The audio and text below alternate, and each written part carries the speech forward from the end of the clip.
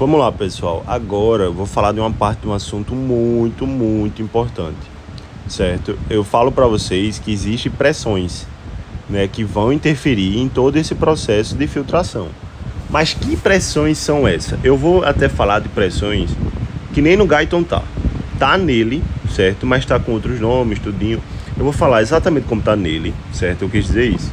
Porém, eu vou aprofundar, mas aprofundar o ponto para vocês entenderem. Porque o que é que vocês precisam saber? Vai sempre existir pressão para um lado e pressão para outro lado, certo? Porque o que é que acontece? O sangue, ele tá circulando aqui, ó. E vai ter uma pressão que venha para cá. Como vai ter uma pressão que faça para cá, certo? Então a gente tem que pensar o seguinte: vai ter pressão para a esquerda, pressão para a direita, pressão para a esquerda, pressão para a direita.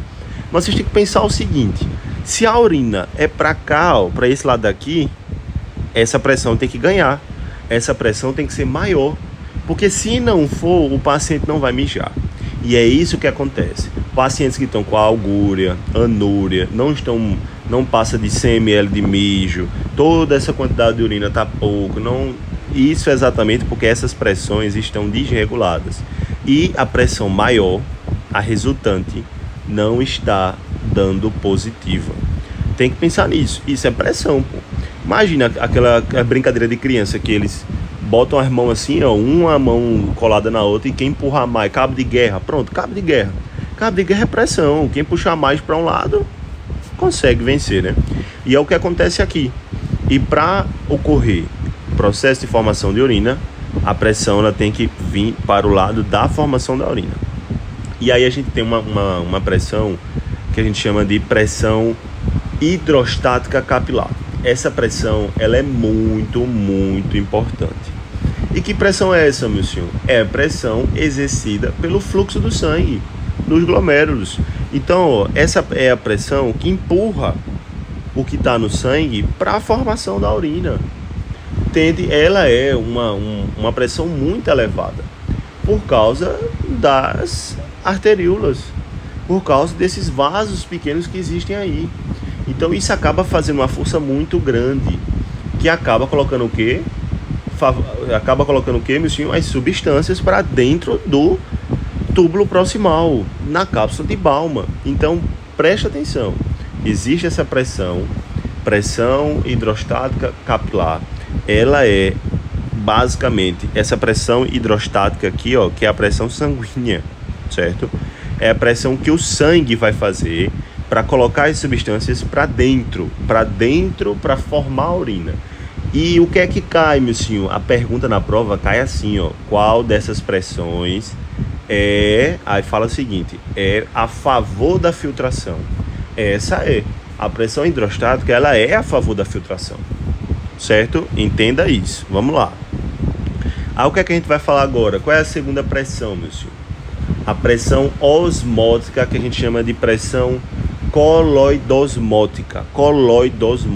Coloide é de uma substância, osmótica de água, certo? E é do plasma. A pressão osmótica é uma pressão que é exercida pelas proteínas do sangue. Ela tende a puxar a água de volta para dentro do capilar.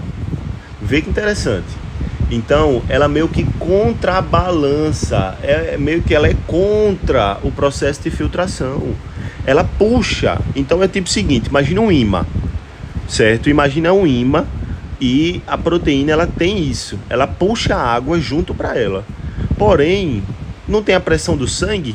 Aí vê que interessante. A pressão do sangue quer colocar a substância para dentro, porém a própria proteína tem uma força de puxar água de volta. Aí fica aquela briga de cabo de guerra. Só que vê os valores, ó, é 55 para ir para dentro e 30 para voltar. Então a força de voltar é muito mais baixa, tá entendendo? Por isso que essa pressão não consegue vencer. Então essa pressão osmótica, essa pressão que a gente chama de coloidosmótica, essa pressão ela não vence, mas vocês precisam saber que ela existe, ela contrabalança a pressão hidrostática capilar, certo? Só que como aí vê, mas por que ela não ganha? Por que ela é só 30? Porque o filtrado, né, o sangue ali que está nesses vasos pequenos, São vasos muito pequenos, pessoal. Eles não têm proteínas gigantes. Porque quanto mais proteína tivesse, mais força ia ter para puxar de volta, entendeu? Mas não tem muita proteína. Não é uma região grande. Só tem poucas substâncias. Consequentemente, a pressão não vai ser também muito forte. Certo? Então, ó, se liga nisso. Essa segunda pressão, essa pressão que a gente chama aqui, né? Pressão aqui, colodosmótica, devido à presença de proteínas. Perfeito, pessoal? Quero que vocês estejam entendendo. Então eu já falei uma a favor da filtração e falei uma contra já agora. Só que aí, ó, existe a pressão hidrostática na cápsula de Bowman. Que pressão hidrostática é essa, da cápsula de Bowman? A pressão hidrostática na cápsula de Bowman é a pressão exercida pelo volume do filtrado que já foi produzido na cápsula de Bowman. E aí, por que tende também, essa também tende a ir contra o processo de filtração? Porque a gente pensa o seguinte, pessoal, esse sangue que está aqui, quando ele é formado por processo de filtração, quando ele vem para cá, a gente não fala que forma um filtrado agora glomerular. Esse filtrado acaba também fazendo uma pressão bem pequenininha. Porque imagina um estacionamento. Aqui tinha um carro, que era o sangue normal. Aí agora tem outro carro aqui na frente, que é um filtrado, é um carro menorzinho. Não vai vir mais sangue aqui? Quando chegar mais sangue aqui, vai ter esse filtrado aqui na frente.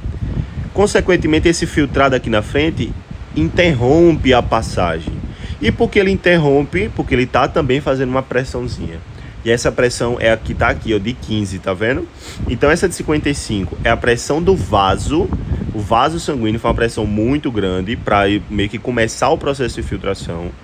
Porém, o próprio vaso sanguíneo ele tem algumas proteínas pequenas e vocês sabem, a proteína tem essa pressão colodosmótica que puxa de volta a água, puxa de volta as substâncias, aí faz uma pressão contra de 30.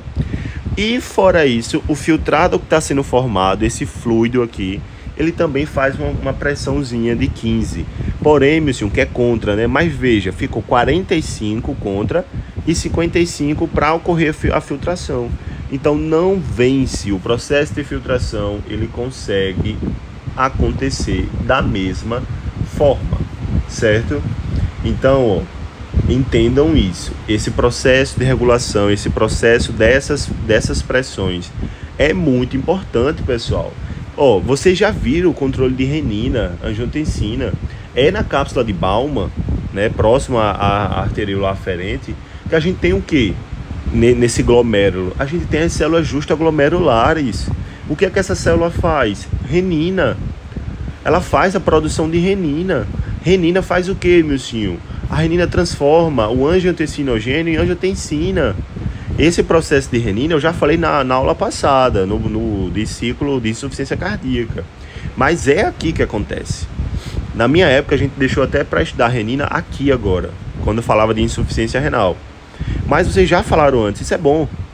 Mas eu quero que vocês entendam, certo? Ó, existe a pressão, né, hidrostática normal, que é a do capilar.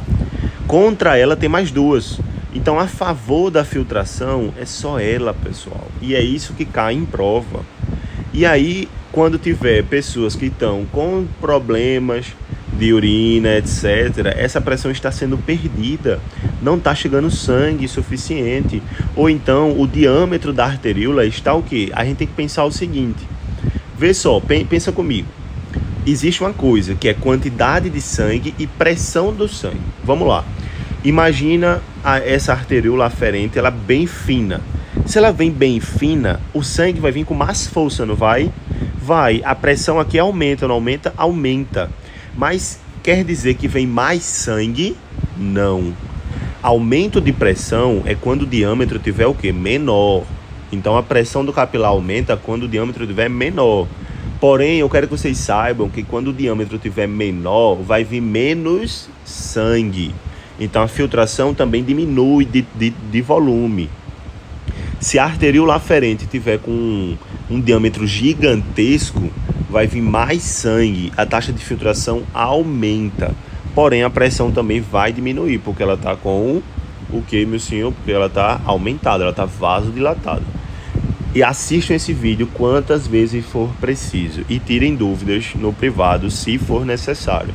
Tá certo, pessoal? É uma parte muito importante. Peguei simplesmente uma imagem do Guyton para explicar esses processos a vocês, porque com certeza isso estará na prova.